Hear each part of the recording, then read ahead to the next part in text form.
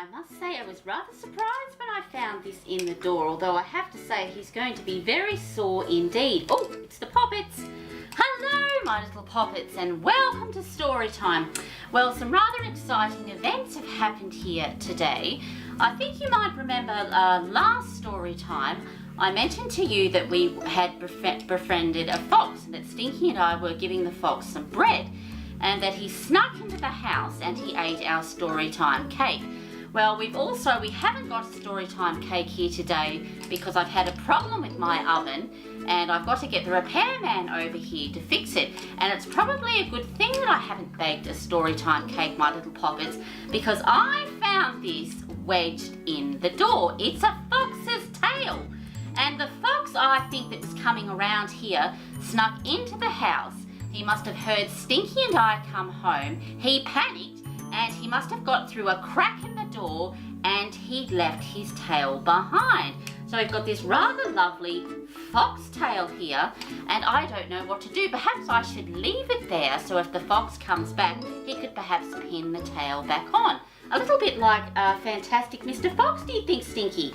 Yes, perhaps he could pin the tail back on. So I think tonight, as the sun starts to set, I might leave the tail out on the front doormat, and if the fox does come back, he can take his tail and clip it on, perhaps. You can't have a fox without a tail, Stinky, can you? No. Well, we might pop the tail down here, and my dear Poppets, it's another wonderfully warm day here today. So Stinky and I have been taking it very easy. It's an awfully hot day, so lots of ice cream and cold drinks. And of course, today's story is called A Mammoth in the Fridge. And thank you, Stinky dear. A mammoth in the fridge. And I have to say, it's so hot, my little Poppets, I wouldn't mind hopping in the fridge myself. It's lovely and cool, the refrigerator, isn't it, Stinky? Yes, and it's dreadfully hot today. Well, Stinky, I'll put you down here, dear, and you can have a nice little rest down there. And I'll crack on with today's story. A Mammoth in the Fridge, this one's called. And it does look like a cracker, I have to say. A mammoth in the fridge. And here we go, my dear Poppets. Dad, there's a mammoth in the fridge. Don't be silly, Noah. Come and eat your chips.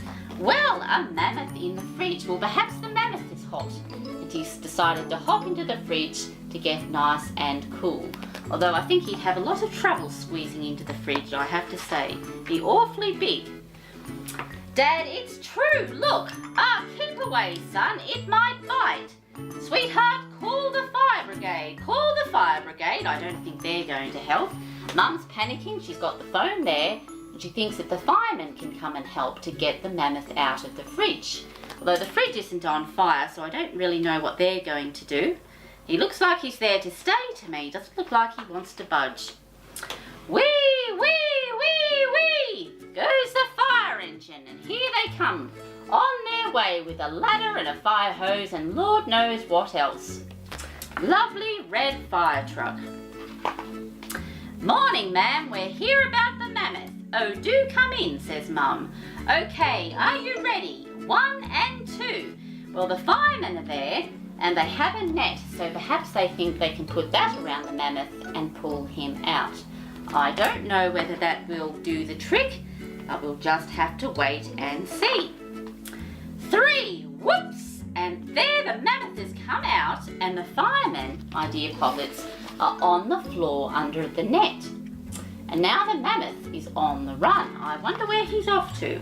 He is in a dreadful hurry there, running flat out. Catch it quickly! Clip, clop, clip, clop. Goes the mammoth down the street. Well, he's come out of the house and he's running down the street with the firemen close behind. And there's a dog running there as well, and a lady there watching out the window, wanting to know why on earth there's a mammoth running down the street. Clip clop.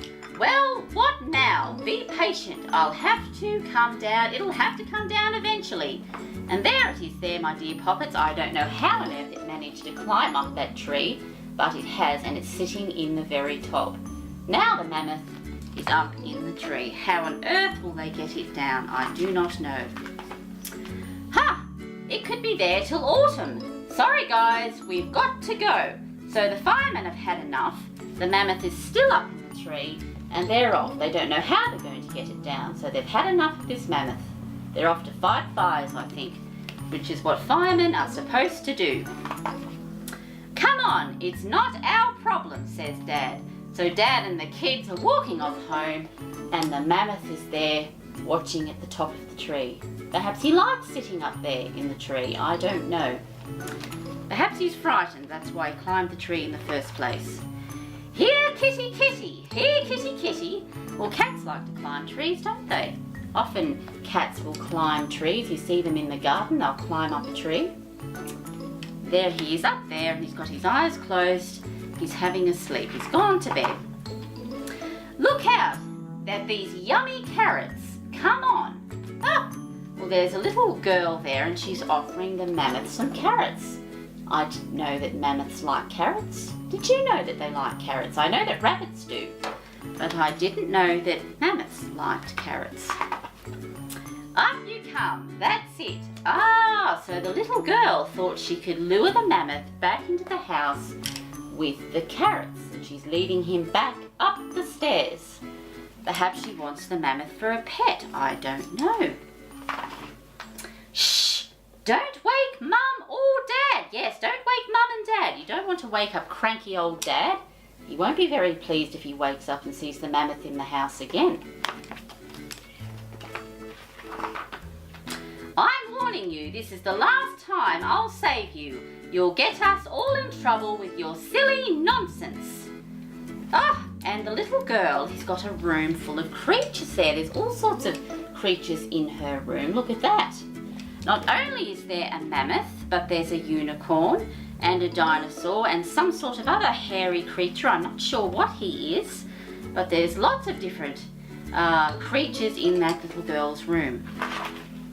Ah, and there's the mammoth there, fast asleep. The end! Well, she snuck the mammoth back into the house without waking up Dad or Mum, and perhaps she's going to hide the mammoth in her room with all the other creatures that she has as a pet. And that is called a mammoth in the fridge. An unusual one, but a good one, I have to say. Well, Stinky, I hope you haven't got a mammoth down there, have you, dear? No, I wouldn't want a mammoth in the house. Imagine the mess. He would destroy the place, wouldn't he?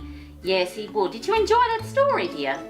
You liked it? Oh, I'm so pleased that you enjoyed it. It was a good one, I have to say. I like it when you get an unusual book, something that's a little bit different. And you know what? I feel like climbing into the fridge myself. It's so hot, Stinky. Dreadfully hot, dear. We'll have to have another cold glass of water, I think, or perhaps some iced tea. It would be nice. Well, my little poppets, we have come to the end of story time once again. I hope you enjoyed that one. Perhaps you should go and have a look because you might have a mammoth in your fridge, or perhaps you could pretend to be a mammoth stomping around the place. And as always, take care. Until next time, bye.